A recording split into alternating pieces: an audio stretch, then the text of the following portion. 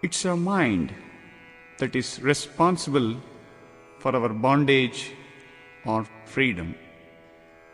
Disciplining and controlling the mind is essential to success in any endeavor, more so in spiritual life. A controlled mind acts as a potent instrument to realize the ultimate goal of life, which is realization of the divinity in us. Meditation is perhaps the most common and widely practiced discipline in various spiritual traditions the world over. We present here a few practical hints on meditation. These are, in the words of Swami Vivekananda, considered as a dhyana siddha or an adept in meditation. These sayings have been culled from the 9 volumes of the complete works of Swami Vivekananda. Besides inspiring you, we are sure these utterances will also give you many valuable hints on meditation. My ideal indeed can be put into a few words, and that is to preach unto mankind their divinity and how to make it manifest in every moment of life. Each soul is potentially divine. The goal is to manifest this divine within by controlling nature, external and internal. Do this either by work or worship or psychic control or philosophy, by one or more or all of these, and be free. This is the whole of religion. Doctrines or dogmas or rituals or books or temples or forms are but secondary details. Religion is realization, not talk, not doctrine, nor theories, however beautiful they may be. It is being and becoming, not hearing or acknowledging. It is the whole soul becoming changed into what it believes.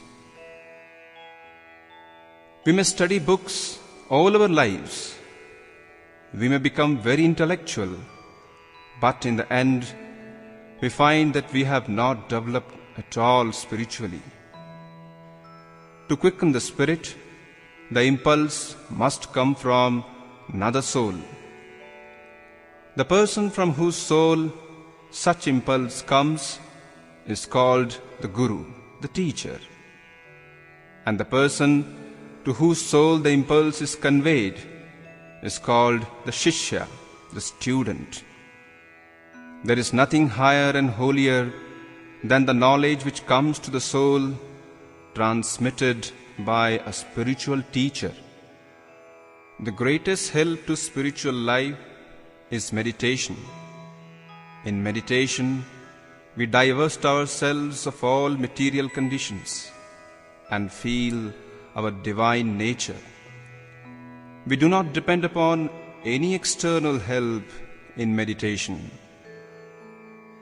Meditation is the focusing of the mind on some object. If the mind acquires concentration on one object, it can be so concentrated on any object whatsoever. Meditation means the mind is turned back upon itself. The mind stops all the thought waves and the world stops. Your consciousness expands. Meditation is one of the great means of controlling the rising of the thought waves. By meditation, we can make the mind subdue these waves, and if you go on practicing meditation for days and months and years, until it has become a habit, anger and hatred will be controlled and checked. Meditative state is the highest state of existence. It is only the contemplative, witness-like study of objects that brings to us real enjoyment and happiness.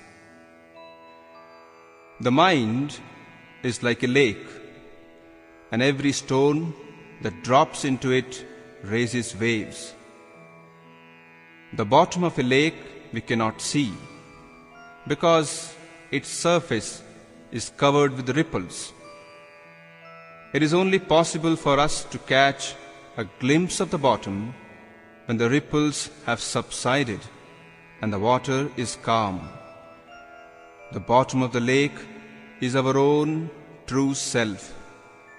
The lake is the chitta, mind stuff, and the waves, the vrittis, thought waves. These waves do not let us see what we are. The full moon is reflected in the water of the lake, but the surface is so disturbed that we do not see the reflection clearly. Let it be calm. Do not let nature raise the wave.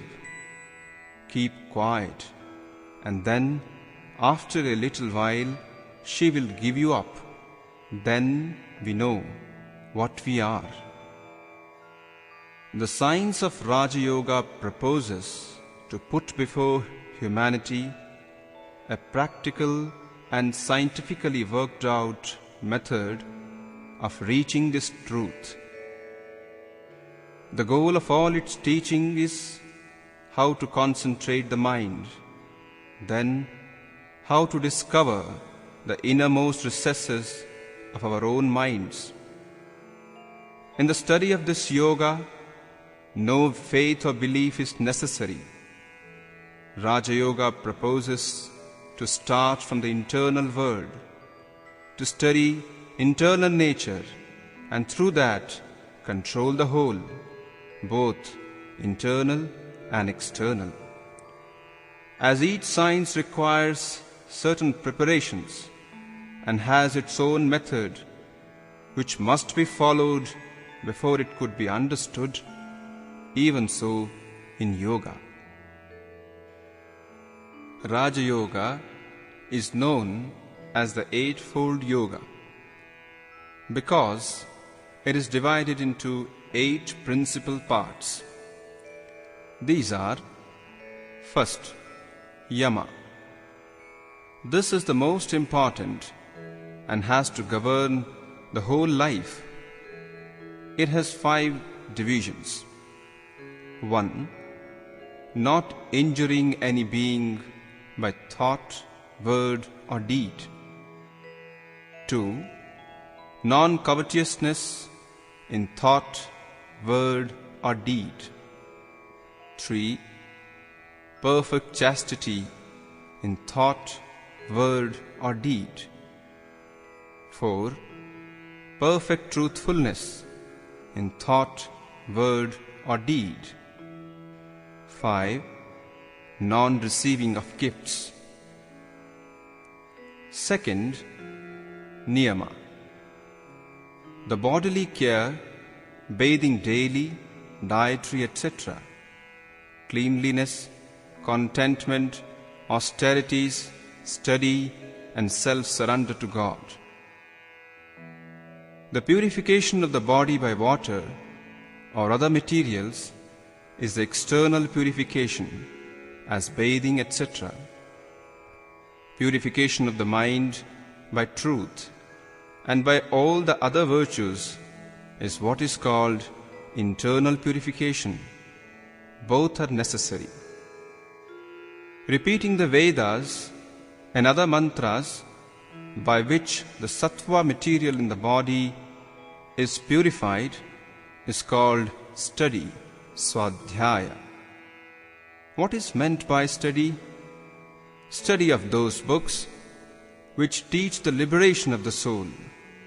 Study to intensify one's convictions. Yama and Niyama are for lifelong practice. In other words, we have to thoroughly understand and practice these steps. Third, asana or posture. It is quite necessary that we should find a posture in which we can remain long.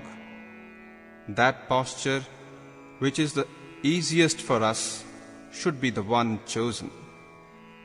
The main part of the activity will be along the spinal column. So the one thing necessary for the posture is to hold the spinal column free, sitting erect, holding the three parts, the chest, neck and the spine in straight line. Fourth, pranayama. Prana means the vital forces in one's own body. Ayama means controlling them. Pranayama means the control of prana. Breathing is only one of the many exercises through which we get to the real pranayama. Breath is like the flywheel of this machine, body. In a big engine, you find the flywheel moving first, and that motion is conveyed to finer and finer machinery until the most delicate and finest mechanism in the machine is in motion. The breath is the flywheel, supplying and regulating the motive power to everything to this body.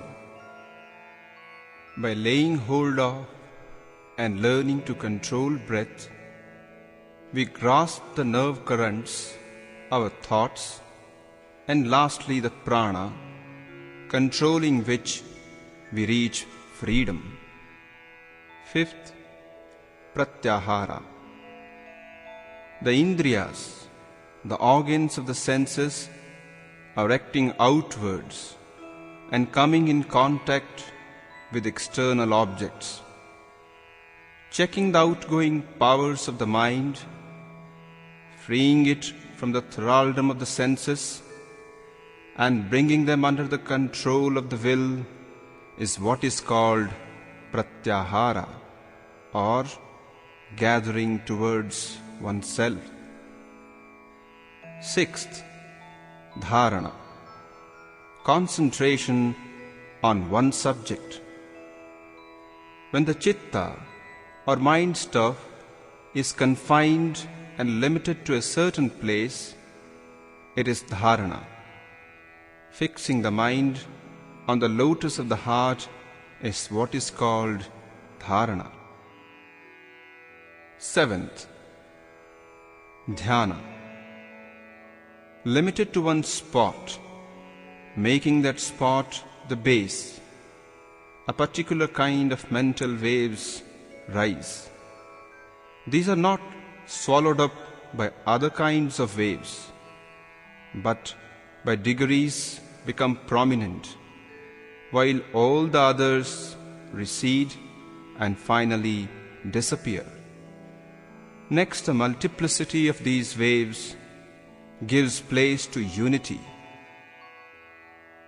and one wave only is left in the mind. This is dhyana, meditation. Eighth, when no basis is necessary, when the whole of the mind has become one wave, one formness, it is called samadhi. Bereft of all help from places and centers, only the meaning of thought is present. Samadhi, illumination, is the aim of all our efforts. If the mind can be fixed on the center of lotus of heart for 12 seconds, it will be a dharana. 12 such dharanas will be a dhyana, and 12 such dhyanas will be a samadhi. Each of the steps to attain samadhi has been reasoned out, properly adjusted, scientifically organized, and when faithfully practiced, will surely lead us to the desired end. Then will all sorrows cease, all miseries vanish, the seeds of actions will be burned, and the soul be free forever. He who seeks to come to God through Raja Yoga must be strong mentally, physically, morally, and spiritually. Take every step in that light. You must practice at least twice every day, and the best times are towards the morning and the evening. When night passes into day and day into night, a state of relative calmness ensues. Your body will have a like tendency to become calm at those times. We should take advantage of that natural condition and begin to practice. First, sit in the posture in which you can sit still for a long time. All the nerve currents which are working pass along the spine. Let it be free from all pressure. Sit for some time and let the mind run on. You simply wait and watch. Until you know what the mind is doing, you cannot control it. Do not try to control the mind, but go on with rhythmic breathing for 10 minutes.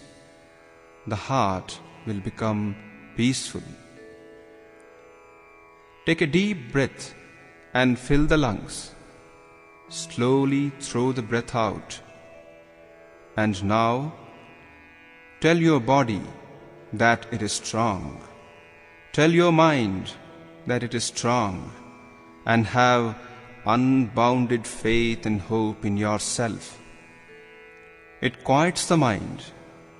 This sort of breathing is never dangerous. That will harmonize the system.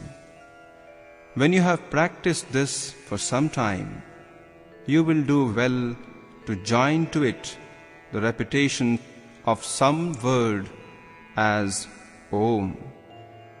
Let the word flow in and out with the breath, rhythmically, harmoniously, and you will find the whole body is becoming rhythmical. Then you will learn what rest is. Now pray. Mentally repeat, let all beings be happy, let all beings be peaceful, let all beings be blissful. The more you do that, the better you will feel yourself. After doing that, those who believe in God should pray for knowledge and light. Pray for illumination thus: I meditate on the glory of that being who created this universe. May he enlighten my mind. Think of a space in your heart, and in the midst of that space, think that a flame is burning. Think of that flame as your own soul, and inside the flame is another effulgent light, and that is the soul of your soul, God. Meditate upon that in the heart. There are 3 stages in meditation. The first is what is called dharana, concentrating the mind upon an object. But the mind is wavering. When it has become strong and does not waver so much, it is called dhyana, meditation. And then there is a still higher state when the differentiation between the object of meditation and myself is lost, samadhi or absorption. You must keep the mind fixed on one object, like an unbroken stream of oil. Slowly and gradually, we are to train ourselves. The pull must go on. Knowingly, voluntarily, the pull must go on. Inch by inch, we will gain ground. We will begin to feel and get real possessions which no one can take away from us. The wealth that no man can take, the wealth that no body can destroy, the joy that no misery can hurt anymore. The three great requisites are: first, purity, physical and mental. All uncleanliness, all that would draw the mind down, must be abandoned. Second, patience. At first, there will be wonderful manifestations, but they will all cease. This is the hardest period, but hold fast. In the end, the gain is sure if you have patience. Third, perseverance. Persevere through thick and thin, through health and sickness. Never miss a day in practice. Practice is absolutely necessary. We never understand these things until we experience them. Arise, awake, and stop not till the goal is reached.